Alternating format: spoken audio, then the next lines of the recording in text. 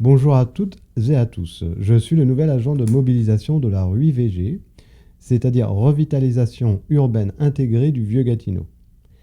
Elle est gentiment appelée la RUI et elle est une démarche qui vise l'amélioration des conditions de vie des citoyens en agissant à la fois sur l'économie, l'aménagement du territoire et le social. Le principal objectif est de favoriser l'équité et d'améliorer la qualité du milieu de vie de tout ça dans une perspective de développement durable, donc qui va durer dans le temps pour les prochaines générations. Toute la communauté, les organismes, les résidents, les commerçants du milieu, ainsi que les intervenants travaillent ensemble pour réaliser les objectifs du plan d'action de la communauté ainsi que diverses initiatives citoyennes. On peut participer de diverses façons, soit en étant informé de ce qui se passe dans le Vieux-Gatineau, soit en participant aux différentes rencontres, activités ou projets dans la communauté. Ce balado est un des projets de la RUI.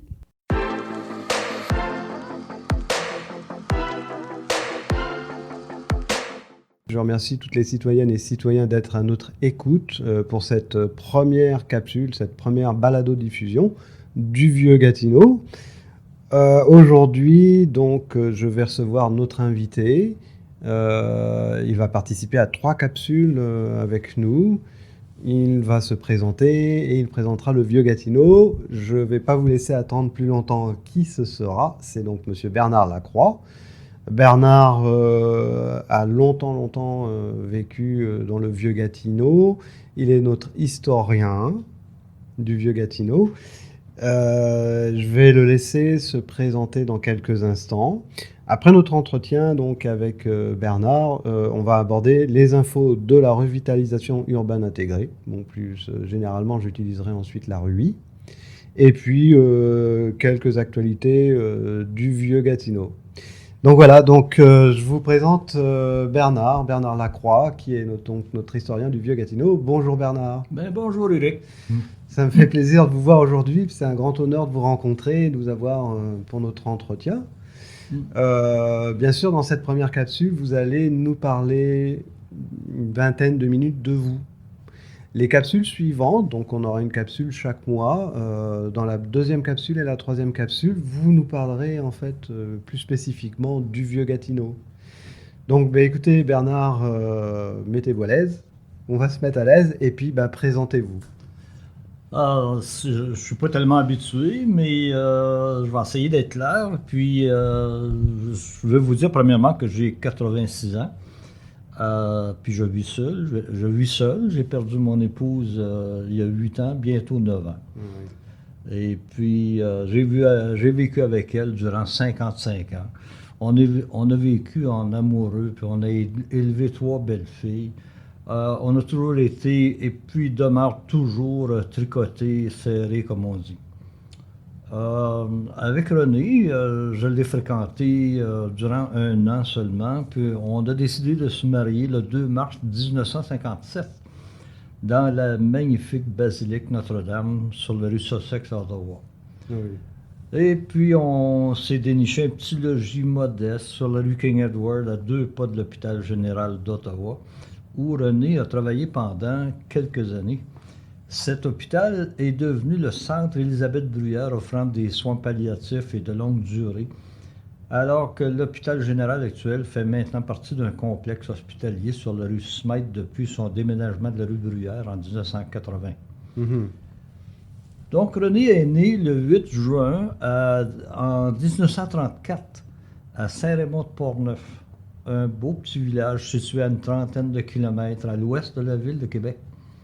Elle était infirmière, fraîchement diplômée de l'hôpital de l'Enfant Jésus à Québec.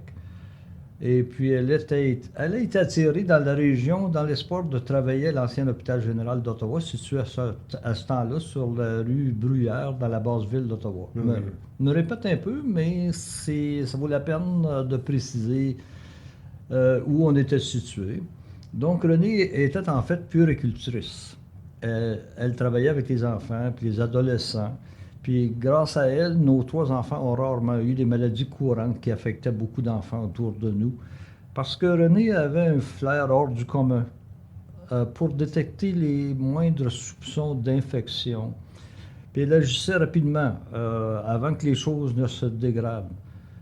Elle est restée à la maison jusqu'à ce que les enfants atteignent l'âge scolaire. Ensuite, elle s'est engagée à l'hôpital du Sacré-Cœur de Hull jusqu'en 1987. Puis c'est là qu'elle a décidé de prendre sa retraite définitive. Mhm. Moi, pour ma part, j'ai fait 17 ans avec le Canadien Pacifique comme inspecteur de train de marchandises. J'ai été soudeur, réparateur, puis tout le kit. Vous aviez un poste variable, ou des fonctions variables. Oui, ben, durant 17 ans, on m'avait affecté à différents départements, puis j'ai jamais été heureux. C'était un travail ça me convenait pas du tout, puis j'ai détesté ce travail-là. Il était peut-être pas si intéressant que ça. Ouais, ben, j'aimais beaucoup mes compagnons de travail, mais le travail comme tel, C'était pas motivant. c'était pas vraiment dans mes gènes. Mais c'était stable, puis le salaire était acceptable. Et puis, j'avais une petite famille, puis je ne pouvais pas me permettre de sauter d'une job à l'autre. Mais par contre, en 1969, j'ai réussi à m'introduire à l'Université d'Ottawa, où j'ai changé de carrière radicalement.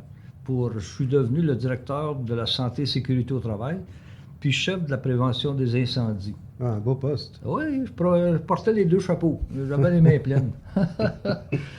J'ai connu cette université, j'ai connu cette université-là dans les moindres détails. Puis j'ai visité les 15 universités de l'Ontario. Ah oui, hein. Ah oui, j'ai appris beaucoup sur le tas, comme on dit. Puis j'ai fait connaissance, pour ne pas dire des amis, avec des membres, des scientifiques en fait, des étudiants, des membres du personnel. Puis à ce temps-là, l'université comptait 24 000 étudiants, dont il y avait 2 000 résidents. 1200 professeurs, puis 1600 employés de soutien. Une grande université. Ah oui, ça grossissait à vue d'œil. C'est vraiment, aujourd'hui, oh là là, c'est une des universités reconnues mondialement. Oui. J'ai passé 25 ans de ma vie, très intéressante. C'était tellement varié. J'ai bien aimé mon travail à cause justement là, de la diversité des choses que j'ai accomplies. Puis j'ai pris ma retraite en 1994. Puis j'ai consacré beaucoup plus de temps avec l'amour de ma vie, ma petite Renée, que j'avais trop négligée en me consacrant tellement à ce travail-là. Moi, je suis né dans le temps de la crise, en 1933, à l'ancien hôpital Sacré-Cœur de Hull, sur la rue Laurier, qui est situé près des petites sœurs cloîtrées, les servantes de Jésus-Marie, qui sont quand même à la veille de déménager. Ils sont sur le point. Là, oui, c'est ce que j'avais cru comprendre. Oui. Puis à ce temps-là, dans le temps de la crise, les médecins ne venaient plus aux maisons, en particulier pour des accouchements, parce qu'ils n'étaient pas payés. Tandis que le gouvernement les payait pour cet acte-là, mais s'ils le faisaient en milieu hospitalier. Oui. En février 1958, l'hôpital, qui était rendu à 125 lits, ferme ses portes pour déménager dans un tout nouvel établissement sur le boulevard Gamelin, toujours là d'ailleurs aujourd'hui. Au mois d'août de la même année, l'édifice de la rue Laurier est démoli. On niaisait pas dans ce temps-là. C'est radical. On ne conservait pas nos choses patrimoniales trop. Oui. Puis, ça a fait de la place pour le futur pont McDonald-Cartier. Oui. Puis la construction du pont a débuté en 1963. Je parle de mon père, en fait de mes parents. Oui. Mon père, Désiré Lacroix, est monté au chantier des Gillis Brothers situé sur la rive de la rivière Picanoc, à une trentaine de kilomètres au nord du village d'Otter Lake, dans le comté de Pontiac. Puis il avait seulement 13 ans. Oh, il était jeune. Wow. Oui. Mais avant de devenir bûcheron, il a été cuisinier dans les cuisines des chantiers. Puis on lui collait le surnom de Cookie. C'était mignon Ah quand oui, c'est même. mignon. Ah ouais, C'est une reconnaissance aussi par rapport au travail qu'il ouais, avait. absolument. Oui, Hein. il a dû apprendre à faire des tartes et puis des bines, des bines de bûcheron, des bines au lard. Ah oui, tout à fait. Ah oui, il a toujours été bon pour nous faire des fèves au lard, là. Ah. Au fil des années, il a appris le métier de barbier, puis il en a fait carrière. On s'est souvenu de lui comme barbier beaucoup plus que bûcheron, par exemple. Peut-être à cause de son gabarit plutôt délicat, mais qui faisait masculin quand même. Mhm. Je voudrais préciser, l'abattage des arbres, ça avait lieu l'hiver. Puis on disait des fermiers qu'ils montaient au chantier l'automne venu, Oui. alors qu'ils descendaient le printemps pour reprendre les travaux de la terre. Et ils revenaient chez eux, labourer la terre, puis élever des cochons et tout. Toujours est-il qu'au début des années 1920, il fait la connaissance de ma mère Mérilda Grégoire. Ah, c'est un moment sans doute inoubliable. Ah oui, oui, oui. Elle était maîtresse d'école, puis organiste au village d'Otter Lake. Mhm. Ça, c'est Otter Lake qui est situé, bon, on peut référer à Campbell's Bay, je pense, un village qui n'est pas trop loin. Oui.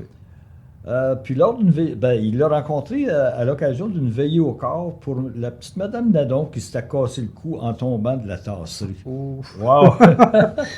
Il y a probablement C'était- pas beaucoup de monde aujourd'hui qui saurait qu'est-ce qu'est une tasserie. Ben, c'était Non, ouais. l'endroit c'était au deuxième étage d'une grange, puis où est-ce qu'on foulait le foin avec les pieds pour en empiler davantage. Oh, on le voit dans certains films, mais je veux Ouais, dire, ouais, c'est tout. ouais. Donc, pauvre petite Madame Nadon est tombée en bas, puis elle s'est cassé le cou. Voilà, là, Puis, c'est vraiment bon, tragique. ouais. Et puis, euh, et puis les veillées au corps dans ce temps-là, ben, il y avait beaucoup de gens du village qui se rendaient dans la maison où était exposé le ou la défunte. Et puis, Oui. ça se passait habituellement dans le salon de la maison. Puis, c'était très, est-ce que je pourrais dire convivial? Oui. Je ne sais pas si c'est convenable de dire ça. C'est un moment triste, mais aussi tout le monde se retrouve. Oui, absolument, parce que c'est un endroit de rencontre. Et puis, en fait, c'est là que mon père a rencontré ma mère. Donc, wow. Effectivement. Tu sais, puis dans ce temps-là, ben, on peut s'imaginer, hein, pas de radio, pas de télévision, pas d'eau courante, pas d'électricité. Les soirées devaient être longues, longues, très longues. Tu sais, Oui, effectivement. le monde devait se coucher de bonne heure, se lever de bonne heure. Puis, donc, c'est ça. Oui. Ma mère était originaire de Saint-Ferdinand d'Halifax, qui existe toujours. C'est dans les cantons de l'Est. Je peux, disons, comme pour situer l'endroit, c'est entre Plessisville puis Thetford Mines. Ouais. Puis, elle avait obtenu un contrat d'enseignement avec le curé Pierre Martineau d'Otter Lake Oui. pour enseigner de la première année à la septième année dans une petite école de rang au nord du village. En plus, elle touchait l'orgue à la grand-messe du dimanche. Elle avait quand même 6 ans d'études. Elle avait gradué en musique et puis ses diplômes venaient de l'Université Laval. Oh, c'est beau ça. Hein. Puis c'était surtout le piano. Elle était très bonne pianiste. Donc elle avait aussi un côté artistique. Ah, très artistique, absolument. Oui, oui. Donc, il arrivait des fois qu'elle doive fermer l'école durant les mois d'hiver parce qu'à cause de l'accumulation de la neige qui dépassait certaines limites. Oui, effectivement. Ouais. Ouais, mais elle ne regagnait pas au change. Elle devait compenser au printemps en prolongeant l'enseignement jusqu'au début des mois d'été. Ah oui. Euh, C'est peut-être les enfants qui étaient moins ouais, contents. les enfants, eux autres, n'en demandaient pas mieux, là. Hum. Ouais. Mais j'ai eu l'occasion avec mon cousin Réal Lacroix de parcourir le trajet entre la maison qui était dans le rang 4 Oui. et puis pour me rendre jusqu'à l'école, il y avait à peu près 1 kilomètre. Puis c'était à travers les collines, puis la forêt, puis Oh, il n'y avait pas de sentier. avec des grosses tempêtes de neige, là, c'était vraiment là, trop pénible pour imposer ça aux enfants. Oui, Donc, je comprends. l'hiver, là, l'école fermait assez souvent. Mhm. Donc, mais ma mère aurait voulu faire carrière dans l'enseignement, mais elle a fini par avoir 10 enfants. Ouf. Imaginez. Une grande famille. Ah, mon Dieu. Donc, l'incompréhension de mon père, puis doublée par la menace constante du vicaire de la paroisse, a l'effet qu'elle irait directement en enfer si elle osait empêcher la famille. Ouf. C'est Imaginez. dur, ça. Pauvre elle. Introvertie de nature, elle ne possédait pas l'art de la décision. Ça, c'est mes mots. Mhm. Autrement dit, elle ne pouvait pas s'affirmer quand elle n'était pas d'accord sur un sujet. Elle lisait beaucoup, puis elle était au courant de la situation internationale, puis de nombreuses autres situations, comme si elle avait été une journaliste. On la considérait dans la famille comme notre encyclopédie. Ah oui. Hein. Ah, absolument. Mon père, sensible et doux de nature, mais frustré de ne pas avoir eu la chance de s'instruire, il ne prenait pas. Puis il nous le faisait savoir en particulier après qu'il avait pris un petit verre de bière derrière la cravate. Un petit remontant. Un petit remontant, mais je ne sais pas si ça le remontait vraiment. Parce que tous ses sentiments remontant à la surface à ce moment-là. Puis ses jérémiades, ça sortait à flot. Mais moi, en tout cas, mais je m'empresse de dire toutefois qu'il ne portait pas la boisson, ça y en prenait pas gros, puis il était loin d'en avoir abusé. Donc, c'est pas un alcoolique du tout. Là. Oui. Donc, Désiré et Mérulda se sont mariés à l'église Sainte-Anne de l'île du Grand Calumet, située sur la rivière des Outaouais, en face de Campbell's Bay, dans le comté de Pontiac. Oui. Ma mère, n'ayant pas pu renouveler son contrat à Otter Lake, elle enseignait à l'école de Bryson, puis mon père vivait maigrement avec des petits revenus de barbier. Ils ont finalement abouti à Hull pour éventuellement s'installer à Gatineau. Mon père est venu, il est venu combler la position de barbier de la compagnie CIP, Oui. laissée vacante par le barbier du temps, M. Hervé Bélanger, décédé d'une crise cardiaque à l'âge de seulement 37 ans. On était amis avec cette famille-là par la suite, incroyablement. C'était notre famille sœur, en fait, Oh, oui, les Bélanger. Mes parents ont donc déménagé à Gatineau en septembre 1934. Oui. Alors que j'avais 1 an. Puis ils se sont installés au premier étage de l'ancienne maison de ferme de Thomas Rollin. J'ai fait des recherches là-dessus. Pour Ça a été savoir, intéressant de savoir qui avait occupé la maison de cette ferme-là. Mais on occupait seulement le premier étage. Le deuxième étage avait été converti en un autre logis.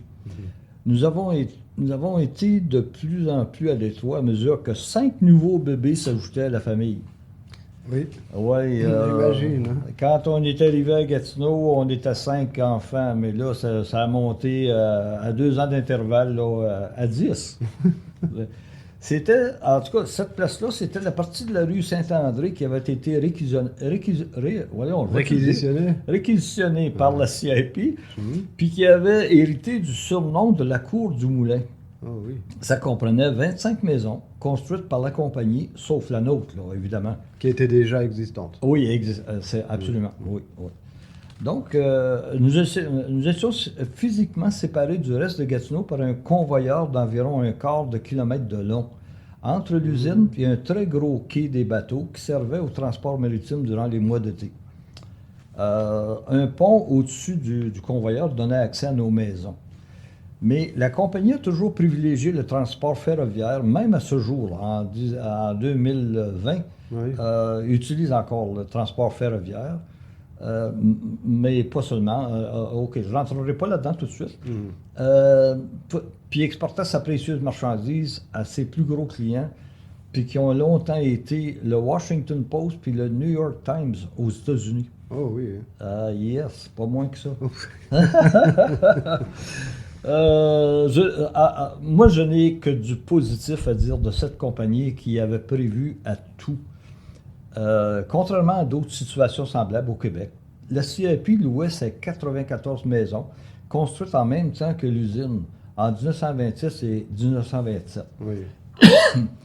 Imaginez construire toutes ces maisons-là, mais ça, C'est incroyable. c'était incroyable. Beaucoup d'investissements pour prendre soin puis, aussi de ouais. ses employés. Oui, construire l'usine, une usine d'une grosseur épouvantable, qui existe toujours, hein. Oui. Et puis, construire l'usine en moins de 2 ans, et puis elle devenait fonctionnelle en dedans de 2 ans. Là. C'est tout un défi On qui a été produisait du atteint. papier, Oui. oh oui, puis on exportait, etc.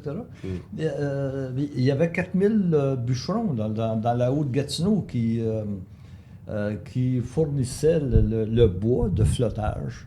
Le bois partait de la Haute-Gatineau, puis descendait justement la rivière Gatineau, passait à travers les rapides, mais aussi passait à travers on appelait ça des glissoires. Ah oui. Des glissoires pour contourner les usines pas les usines, voyons, les barrages hydroélectriques. Mhm.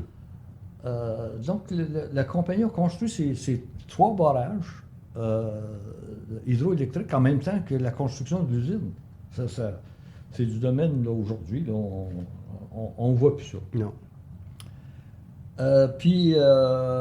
Donc, avec les 94 maisons qu'ils ont construites en 1927, ils voyaient au déblaiement de la neige l'hiver, la cueillette des ordures, les poubelles étaient fournies, l'éclairage des rues, puis ils fournissaient de l'eau potable à partir de leur propre usine de filtration. Nous avions même le service gratuit des peintres, des menuisiers, des électriciens. Le médecin de la compagnie s'est rendu chez nous pour 5 accouchements de mes frères et sœurs.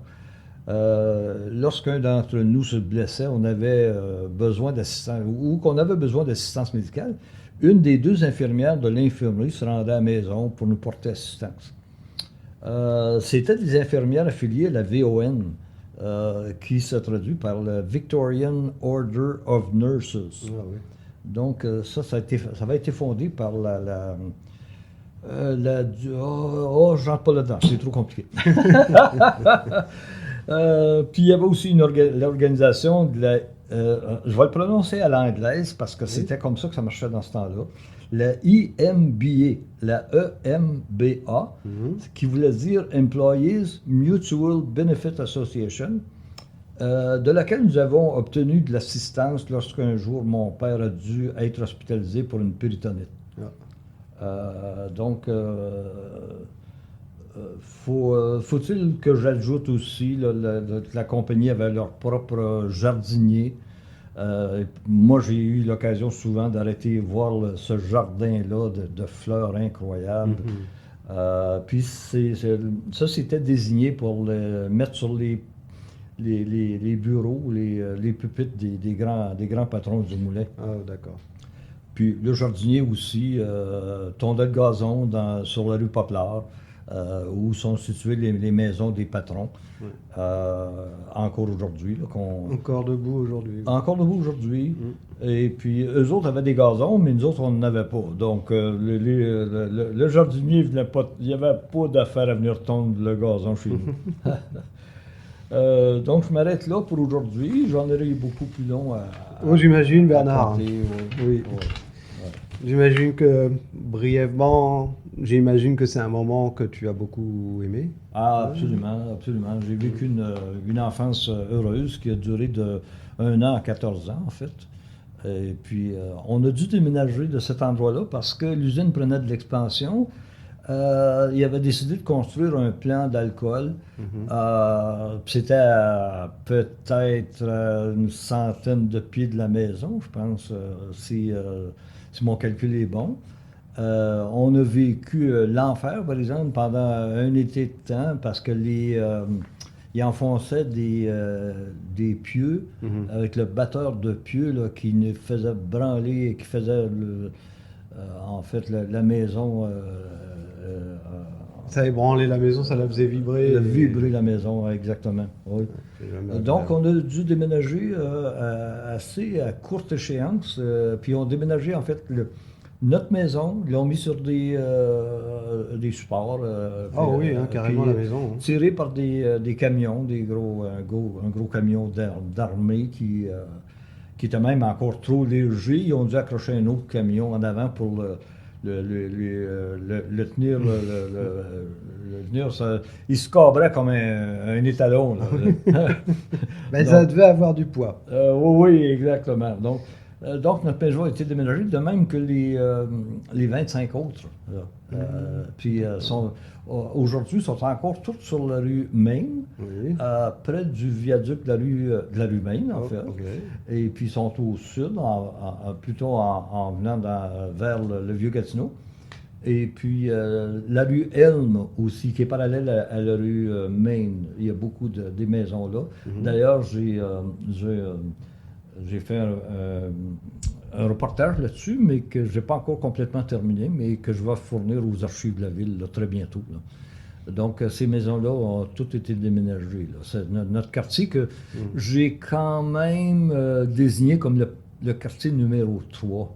Mais j'expliquerai ça dans notre prochain balado, là. C'est le quartier 1 des patrons du moulin, le quartier 2 qui était les contremaîtres, puis le quartier 3 ben, qui était juste les petits employés comme nous autres, là. Bah, écoute Bernard, merci beaucoup. J'ai bien hâte d'entendre tes explications dans la prochaine capsule pour approfondir le sujet, hein. Oui, oui. Un gros merci de ta venue. Mhm. Et puis, on va passer aux informations suivantes. Je te dis donc au mois prochain. Oui, j'ai bien hâte à la prochaine session. Oui, moi aussi. OK. À bientôt. Eh bien, au revoir, Eric. Merci Bernard, à bientôt. Bye bye. Bye bye.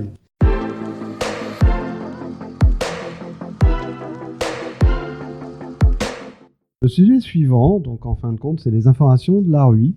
Donc je vais vous parler de l'interchantier du 8 février 2020 qui aura lieu de 9h15 à 15h. C'est une rencontre qui comprend aussi un déjeuner entre voisins. Donc sous la thématique Construire ensemble l'avenir du Vieux-Gatineau, cette rencontre est importante pour la communauté, car ça sera l'occasion d'amorcer les travaux de la mise à jour du plan d'action de la RUI. Donc effectivement, après 5 ans, il est temps de voir les impacts et les effets de la RUI et prévoir la suite en lien avec les besoins et les enjeux de la communauté. C'est donc important de participer à cette rencontre où toutes et tous sont les bienvenus. Et il va y avoir un service de garde et du transport gratuit. Il faut réserver et la rencontre débute après le déjeuner, entre voisins, donc vers 10h, et se termine à 15h. Il y aura aussi un dîner de servi et une petite compétition amicale entre les leaders de chantier. C'est l'occasion à ne pas manquer. Si vous souhaitez confirmer votre présence ou si vous avez des questions, n'hésitez pas à communiquer avec Mélanie. Donc je vous laisse son numéro de téléphone, c'est le 819-893-4300, 819-893-4300.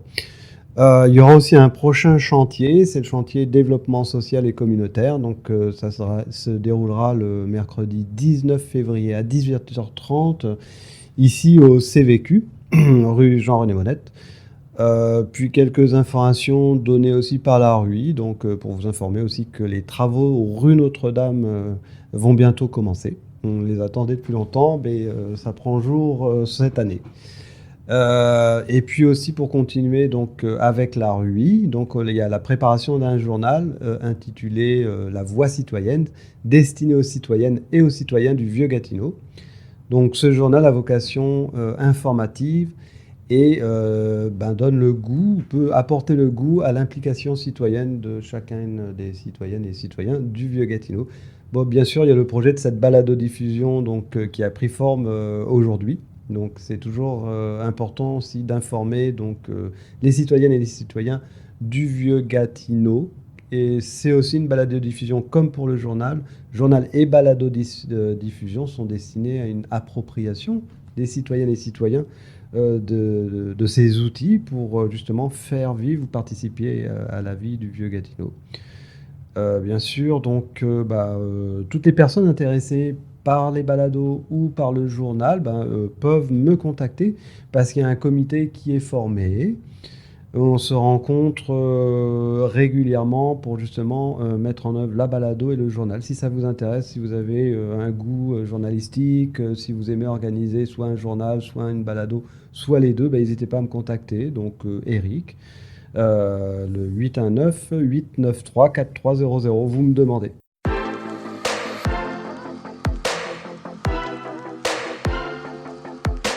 Pour finir, voici une information sur le vieux Gatineau.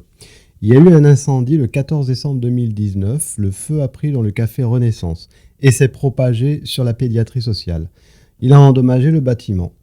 L'équipe de la pédiatrie a été relocalisée temporairement à Campus 3, qui est l'ancienne église Saint-Jean-Marie-Vianney. L'équipe est toujours joignable au même numéro de téléphone ou en se rendant à Campus 3.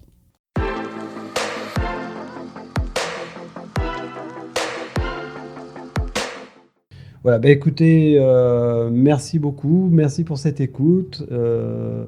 Et puis bah, je vous dis à la prochaine pour une prochaine balado-diffusion avec Bernard Lacroix. Merci beaucoup, au revoir.